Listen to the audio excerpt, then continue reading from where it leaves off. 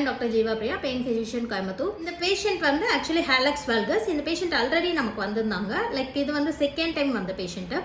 அந்த பேஷண்ட்டுக்கு வந்து பார்த்தப்போ லைக் அவருக்கு வந்து நான் கரெக்டிவ் ஸ்ப்ளின் போட்டு அனுப்பிச்சிருந்தேன். So he is doing good. So hallux valgus அப்படின்னா என்னென்னு பார்த்தோம்னா லைக் பிக் டோ வந்துட்டு கொஞ்சம் வெளியில் வந்திருக்கும். ஸோ அந்த மாதிரி இருக்கும்போது அந்த டெண்டான் வந்து கொஞ்சம் வெளியில் வர லைக் அந்த பிக் டோக்கு சப்ளை பண்ணுற டெண்டான்ஸ், அந்த பக்கத்தில் இருக்க டெண்டான்ஸ் எல்லாம் வெளியில் வர லைக் அவங்களுக்கு வந்து பெயின் வரதுக்கு சான்சஸ் இருக்குது. அண்ட் இன்னொன்று வந்து போனி டிஃபார்மிட்டியும் வரதுக்கு சான்சஸ் இருக்குது. அவருக்கு மைல்டு போனி டிஃபார்மிட்டி இருந்தது, பட் டெண்டான் இன்வால்மெண்ட் தான் மெயினாக இருந்தது. நான் அவர்கிட்ட சொல்லியிருந்தேன் இந்த ஸ்ப்ளின் ட்ரை பண்ணுங்கள், இல்லைனா வந்துட்டு திருப்பி அல்ட்ராசவுண்ட் கைடட் ஏதாவது வந்துட்டு நம்ம வந்து டீனோசைனோவைட்டஸ் மாதிரி இருந்தால் ஆஸ்பிரேட் பண்ணி விட்டுட்டு அதுக்கப்புறம் ட்ரை பண்ணலாம் அப்படின்னு சொன்னேன். பட் ஆக்சுவலி அவருக்கு வந்து ஸ்ப்ளிண்ட் வந்து நல்லா ஒர்க் அவுட் ஆச்சு. அண்ட் பேஷண்ட் வந்து இப்போ வந்து பெயின் இல்லை அப்படி சொல்லிட்டு இன்னைக்கு வந்திருந்தாரு.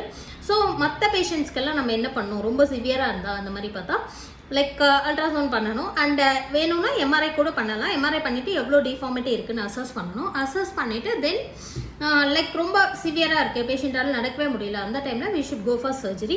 Otherwise try for conservative management. Because ஜெனட்டிக்காகவே நிறைய பேருக்கு ஹேலக்ஸ் வால்கஸ் நான் பார்த்துருக்கேன். ஸோ லைக் எல்லா பேஷண்ட்டுக்கும் சர்ஜரி பண்ண முடியாது. லைக் பேஷண்ட்டுக்கு நடக்க முடியல, ஏதாவது வந்துட்டு ரொம்ப சிஸ்டமிக் சிம்டம்ஸ் இல்லை வந்து மோட்டார் சிம்டம்ஸ் இருக்குது, அந்த மாதிரி டைமில் வந்து சர்ஜரி பண்ணால் போதும். மற்ற டைம்லலாம் வந்துட்டு பேஷண்ட் வந்து கன்சர்வேட்டிவ் ட்ரீட்மெண்ட் ட்ரை பண்ணால் போதும். தேங்க்யூ.